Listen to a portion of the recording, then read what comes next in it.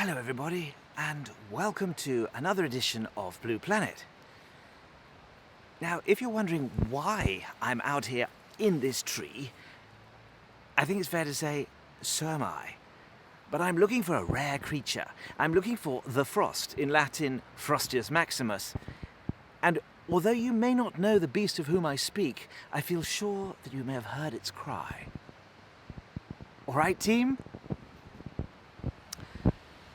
Second reason I'm out here in this tree is that I was about to teach a French lesson earlier, and I saw Will, and Will said, "Oh, great, you're going to go and teach French. Well, you're obviously going to go and sit in a tree, aren't you, with the children?" And I looked at Will and I said, "Why should I go and sit in a tree?" And of course he looked at me with that sort of quizzical half smile that he has, as if I was completely stupid, because of course it's completely obvious that we should teach every child, every subject in a tree, is it not? To be honest, I think he's probably right. It probably would be better if we did all our teaching in the trees. And Will is just a man who's either ahead of his time or about 200 years out of date. It's not widely known that Will he never really had a job at Windlesham.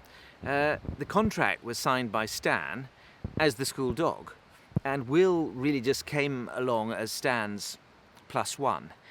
So when Stan comes into assembly, Will's allowed to come too as his accomplice, but it's Stan who's got the job. It's Stan who's down to teach all those lessons, and Will has just done his best to cover them for Stan.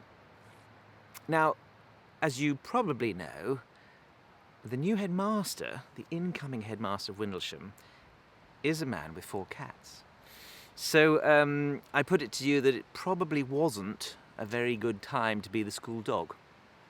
And indeed, I would go further than that, and I'd say that if I was one of those 2 stone hounds keeping guard outside the front door, I'd be feeling quite nervous right now.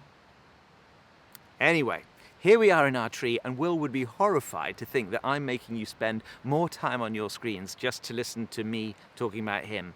But I will say this. Will and I arrived at the same time at Windlesham 5 years ago.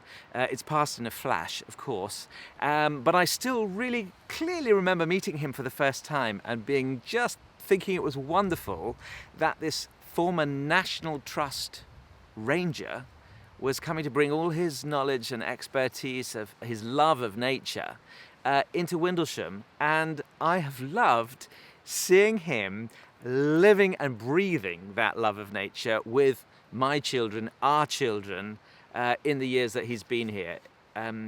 The outpouring of love on WhatsApp over the last few days after Will said goodbye to his tutees and so on has been, I would say, incredible, but I'm not surprised because the parents recognise him as one of our most inspirational teachers.